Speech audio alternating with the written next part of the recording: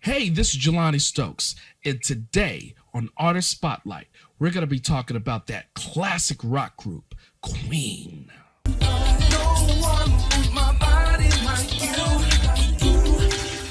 The band Queen was formed in London in 1970.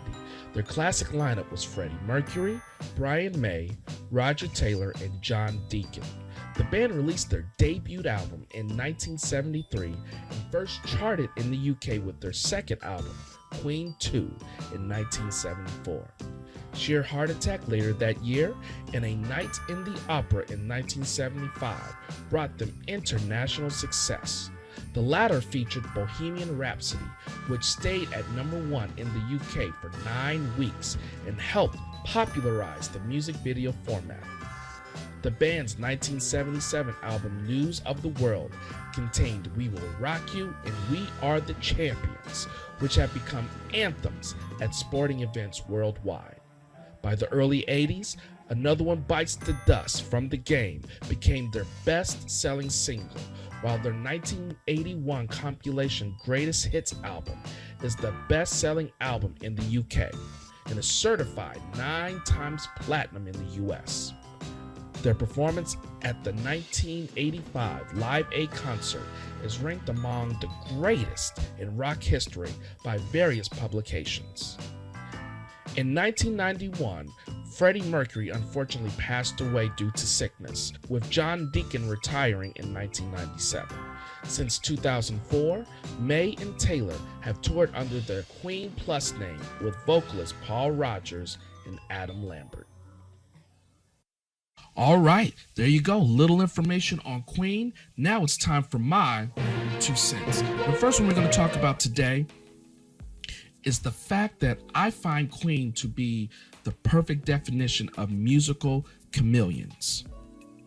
Now, a lot of you, if you've seen my reaction videos, I talk about this in multiple videos of how Queen were musical chameleons, meaning that they were able to basically play any type of genre and make it work for themselves. For example, when you think about songs like Stone Cold Crazy, which was a precursor to heavy metal, and then you get to Somebody to Love, which was literally has a gospel theme to it, and then you get to Crazy Little Thing Called Love, which is inspired by 50s rock music like Elvis Presley, and then Another One Bites the Dust, which is strictly R&B funk. And then we haven't even gotten to songs like Bohemian Rhapsody, We Will Rock You, and at the end, Innuendo. I mean, all of these songs have different feels to them, completely different feels. And if you did not know who the band was, you would literally think each one of those songs came from different bands.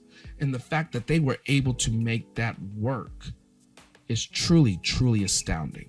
The second part of my 2 cents is I find it fascinating that they were able to stay together for the entirety of the band's life. If you get a chance to either watch or read about a lot of band or group documentaries or biographies, you kind of learn there was so much conflict in a lot of these bands, which caused a lot of them to lose members and have to gain members. I'm not saying that Queen never had conflicts, because of course, we all gonna have conflicts when we're in close proximity with people for long periods of time. But I think what's different with Queen was that they were able to keep their nucleus together.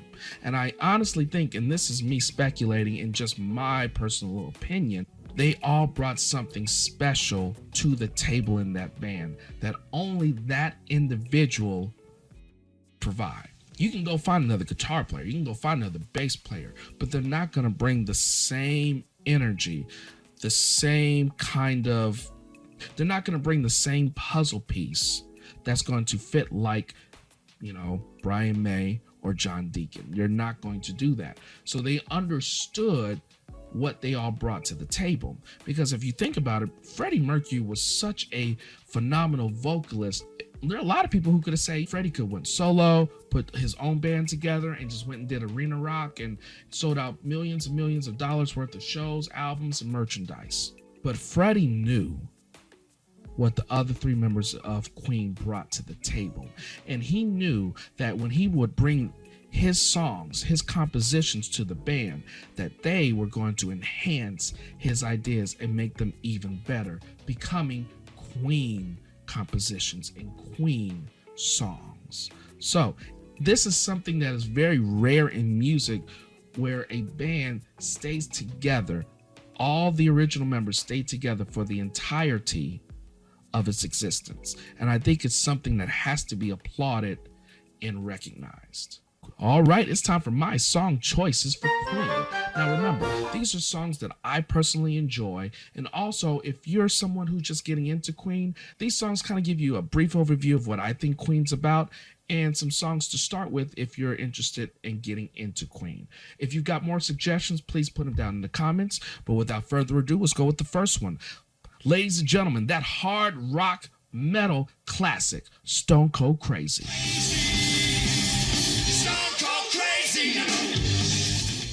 It's the one and only classic, ladies and gentlemen, that was popularized by Wayne's World. We're going into Bohemian Rhapsody. I see a little silhouette of a man.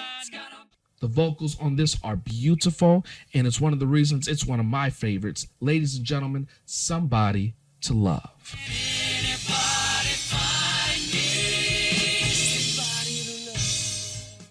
And yes, I'm a bass player, and I had to put this one down here, and it's the reason that they really got into the R&B market. Ladies and gentlemen, another one bites the dust. Another one bites the dust. Those are my song choices, ladies and gentlemen. Again, these are personally my choices of some of my favorites, as well as songs that I think showcase the fact that they really are musical chameleons. So if you have any additional suggestions, please put them down in the comments below. But I'm going to leave links for these 4 songs in my description. So if you want to go ahead and click to them, go ahead. As well as I'm going to leave links to my reaction videos for some of these songs, so you can actually hear me break down the song itself, and I'll tell you what I think about the song and how it's put together and what's going on at that time. So go ahead and check those out. Thank you so much for watching my video today. Please make sure to comment, like, subscribe, and don't forget to click that notification bell, because when I release that next video, and I will, you're going to be one of the first ones to know about it. But until then, I'm just going to insist that you have yourself a wonderful day. Take care. Hey, how you doing? Thank you for watching my video. I hope you enjoyed it. I had a lot of fun making this one. And if you have any comments, please comments right here, likes right here, subscribe right here. Thank you again. Look forward to seeing you soon.